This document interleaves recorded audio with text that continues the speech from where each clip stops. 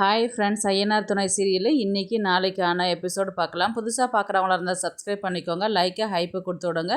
வாங்க வீடியோக்குள்ளே போகலாம். சாட்டர்டே எபிசோடு இதில் முடிச்சிருப்பாங்கன்றது பார்த்தீங்கன்னா, அந்த பொண்ணை எஸ்பி ஆஃபீஸ் வீட்டில் விசாரிச்சுட்டு இருப்பாங்க இல்லையா, அந்த இடத்துல நிலா பேசி இவர் சோழன் எந்த தப்பு பண்ணல அப்படின்ற மாதிரி தான் பேசி சமாதானப்படுத்திட்டு வீட்டுக்கு கூட்டிகிட்டு வருவாங்க. எபிசோடு அப்படியே முடிச்சிருப்பாங்க. இன்றைக்கி பார்த்திங்கன்னா எதில் ஸ்டார்ட் பண்ணுவாங்கன்னு பார்த்தீங்கன்னா, இவங்க எல்லாருமே கிளம்பி காரில் இருக்கும்போது நடந்த விஷயத்த எல்லாமே பார்த்திங்கன்னா சோழன் யோசிச்சுக்கிட்டே வருவார். உடனே சேரன் தான் கூப்பிடுவார், பேச ஆரம்பிப்பார். இது நடந்ததை பற்றி யோசிச்சுக்கிட்டே வராத, எல்லாத்தையும் விட்டுடு, எதையும் யோசிக்காத, போனதை போட்டோம் அப்படின்ற மாதிரி தான் அவர் சொல்ல ஆரம்பிப்பார்.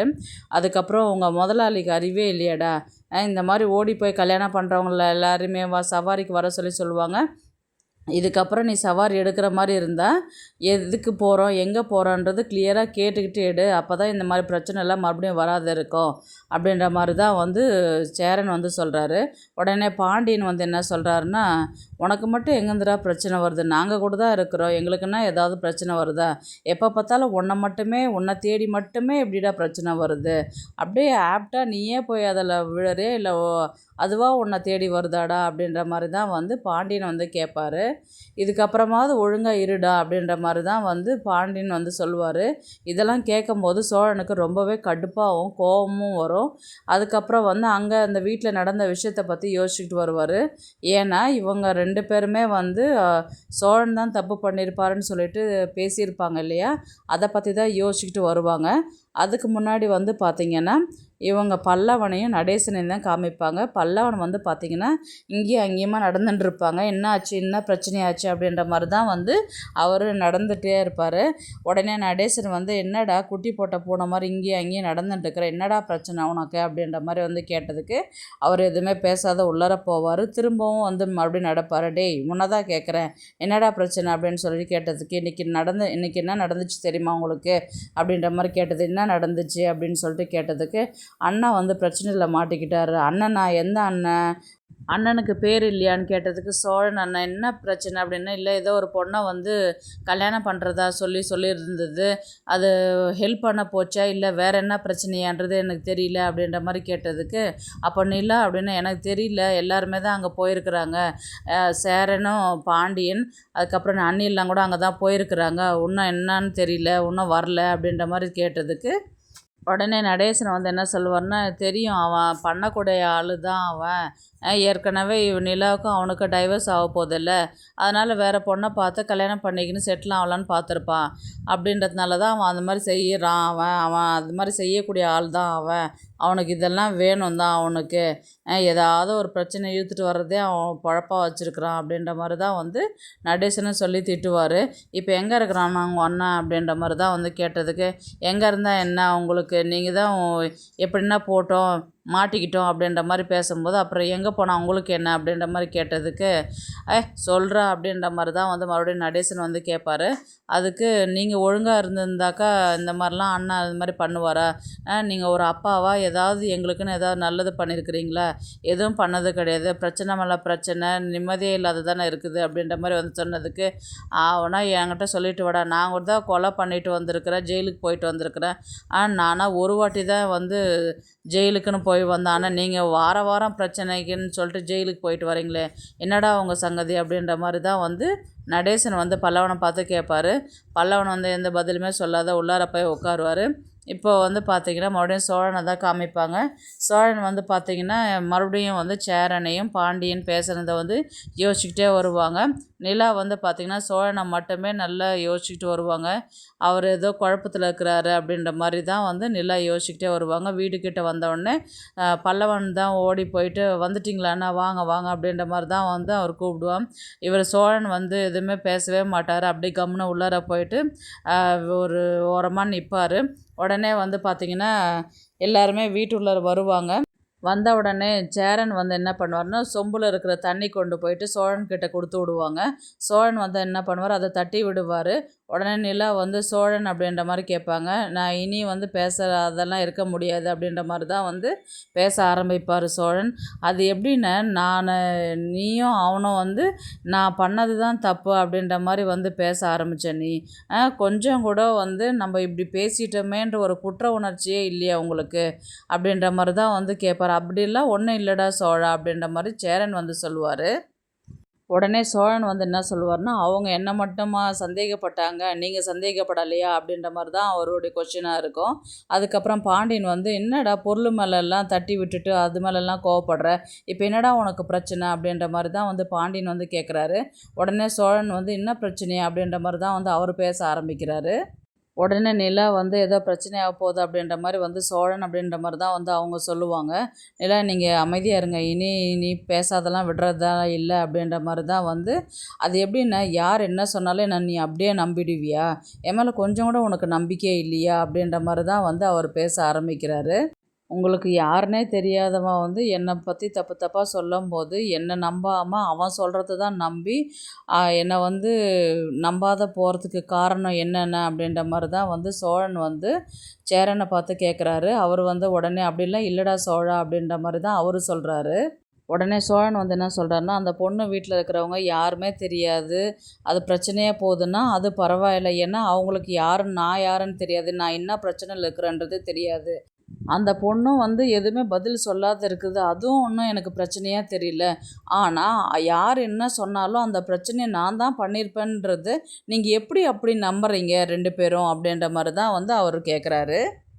உடனே பாண்டியன் தான் கேட்குறாருன்னா, நிலமை அப்படி தானடா இருந்தது அப்படின்ற மாதிரி. அப்போ என்ன பொண்ணாக்கா வேணும்னா இருந்துட்டு போட்டோம்டா, யார் என்ன சொன்னாலும் நான் தான் அந்த தப்பு பண்ணியிருப்பேன்றது நீங்கள் எப்படிடா நம்புறீங்க அப்படின்ற மாதிரி தான் வந்து சொல்கிறாங்க. ஏன்டா ஒரு பொண்ணை நான் கல்யாணம் பண்ணிவிட்டு வீட்டில் கொண்டு வந்து வச்சுருக்கிறேன் நான், அதை மீறி நான் இன்னொரு பொண்ணை போய் கல்யாணம் பண்ணி கொண்டு வந்து வைக்கிறதுக்கு நான் என்ன பொறுக்கியாடா அப்படின்ற மாதிரி தான் வந்து கேட்டார். ஆரம்பத்துலேருந்து நான் ஏதோ தப்பு பண்ணியிருக்கிறேன், திருடி இருக்கிறேன், ஃப்ரெண்டை அடிச்சிருக்கிறேன், பணத்துக்காக போயிட்டு ஜெயிலுக்கு போயிட்டு வந்தேன், அதெல்லாம் கூட தப்பு பண்ணால் கூட நான் அதை அக்செப்ட் பண்ணிக்குவேன். ஆனால் ஒரு பொண்ணு விஷயத்தில் நான் இன்னொரு பொண்ணை கல்யாணம் பண்ணின்னு வந்து கூட தான் நான் இருப்பேன், இவளுக்கு நான் எப்படி துரோகம் பண்ணுவேன்றது நீங்கள் எப்படி நினச்சிங்க? நீங்கள் எப்படி வந்து நான் தான் தப்பு பண்ணேன், இவன் தான் பண்ணியிருப்பான்றது வந்து கொஞ்சம் கூட யோசிக்கவே அதை எப்படி பேசுகிறீங்க? ஏன்னா சேரனா, இப்போ நீ அந்த வீட்டு உள்ளார வந்த உடனே நான் தான் தப்பு பண்ணியிருப்பேன், ஏன்டா கொஞ்சம் கூட திருந்தவே மாட்டியா, இப்போ தான் ஒரு பிரச்சனையிலேருந்து வெளியில் வந்து அதுக்கு அடுத்தது இந்த பிரச்சனையா அப்படின்ற மாதிரி எப்படி நான் உன்னால் மட்டும் இந்த மாதிரிலாம் பேச முடியுது அப்படின்ற மாதிரி தான் வந்து சேரன் வந்து கேட்பார். அதுக்கப்புறம் அதெல்லாம் ஒன்றும் இல்லைடா சோழா அப்படின்னு சொல்லிட்டு உடனே சோழனுக்கு கோவம் வந்து இந்த மாதிரி மூஞ்சை வந்து பாவமாக வச்சுக்கிட்டு அழுதுகிட்டுலாம் எனக்கு ஓவராக ரியாக்ட் பண்ணாதானே, என்னால் முடியல அப்படின்ற மாதிரி தான் வந்து சொல்லுவாங்க. யாருமே என்னை நம்பாத பட்சத்தில் நான் எதுக்கு இந்த வீட்டில் இருக்கணும், நான் அந்த வீட்டை விட்டு போகிறேன் நான் அப்படின்ற மாதிரி தான் வந்து சொல்லுவார். உடனே சேரனும் பாண்டியனும் அதெல்லாம் ஒன்றும் இல்லைடா, நீ எதுக்காக ஒன்றும் இல்லாத விஷயத்துக்கு எதுக்கு நீ வீட்டை விட்டு போகிறேன்னு சொல்லிட்டு சொல்கிறேன், நீ எது நான் ஒன்றும் இல்லாத விஷயம், அவங்க யாருன்னு தெரியல, அந்த பொண்ணு அவளை காப்பாற்றிக்கிறதுக்கு எதுவுமே பேசாத இருக்கிறா அதுவும் தெரியல, ஆனால் அவங்க அடித்தது கூட எனக்கு வலிக்கல, நீங்கள் பேசாத இருந்து எல்லாத்துக்கும் நான் தான் காரணம் அப்படின்னு சொல்லும்போது அது எப்படி வலிச்சுதுன்றது எனக்கு தெரியுமா? எனக்காக நிலா மட்டும்தான் வந்து பேசினா, நிலா மட்டும்தான் என்னை தனியாக கூப்பிட்டுன்னு போயிட்டு பேசினா, நடந்த விஷயத்த சொல்லும்போது அந்த விஷயத்த அவன் நம்பினா, இதுதான் நடந்திருக்கணும், எனக்காக அவள் பேசி இன்றைக்கி எனக்காக அவள் தான் வெளியில் கூட்டிகிட்டு வந்திருக்கிறா, அப்போ எனக்கு அவள் நிலா தானே முக்கியமாக இருக்குது. நான் என்ன தான் அண்ணன் தம்பின்னு பார்த்து இந்த வீட்டில் இருந்தாலும் யாருமே வந்து என்னை இந்த வீட்டில் ஒரு ஆளாக மதிக்கவே இல்லை, எனக்கு அந்த அளவுக்கு பொறுப்பே இல்லைன்னு தானே நீங்கள் நினைக்கிறீங்க. இந்த வீட்டில் நான் இருக்கிறது எதுக்கு இருக்கணும், நான் எதனா ஒரு பிரச்சனைன்னா நீங்கள் வருவீங்கன்னு தெரிஞ்சு எனக்காக சப்போர்ட் பண்ணுவீங்க, எனக்காக பேசுவீங்க, எங்கள் அண்ணா அந்த மாதிரி பண்ணியிருக்க மாட்டான், என் தம்பி அந்த மாதிரி பண்ணியிருக்க மாட்டான்னு நீங்கள்லாம் வந்து எனக்காக சொல்லுவீங்கன்னு நான் எதிர்பார்த்து உங்களுக்காக வெயிட் பண்ணிட்டு இருக்கும்போது, இவன் தான் அப்படி பண்ணியிருப்பான், தப்பு பண்ணிவிடுங்க, அவன் தப்பு பண்ணியிருப்பான் அப்படின்னு நீ போய் போலீஸ் காலில் போய் விழறதுக்கு போகிறான்னா நீ, அப்போது என்னை கொஞ்சம் கூட நீ மதிக்கலையா, என் தம்பி அந்த மாதிரி பண்ணியிருக்க மாட்டான்னு நீ வந்து பேசியிருக்கணும் இல்லையா, எனக்காக நீ வந்து நின்று இருக்கணும் இல்லையா.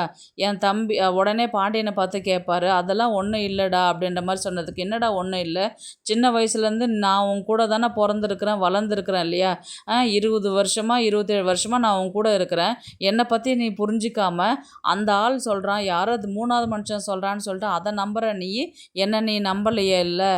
அப்போ கூட பிறந்தவன் இருந்து இந்த வீட்டில் என்ன புண்ணியம், இந்த வீட்டில் எல்லாருமே என்னை சந்தேகமாக பார்க்கும்போது எந்த அளவுக்கு என்னை நம்பாத இருக்கும்போது நான் எதுக்கு இந்த வீட்டில் இருக்கணும் அப்படின்ற மாதிரி தான் வந்து சொன்னதுக்கு உடனே பல்லவன் வந்து என்ன சொல்கிறேன்னா, அண்ணன் இப்படி இந்த அளவுக்கு நடந்துச்சுன்னு.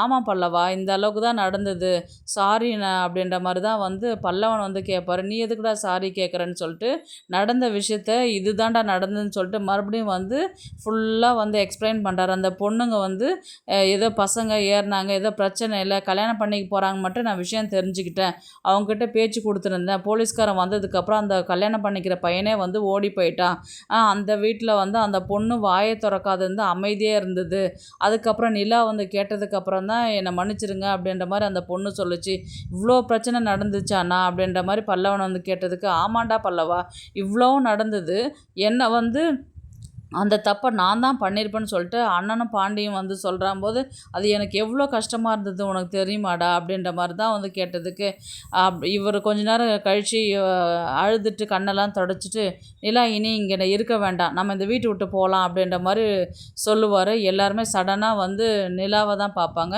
உடனே நடேசனும் நிலாவை பார்ப்பாங்க. அப்படியே இன்றைக்கான எபிசோடு வந்து முடிப்பாங்க.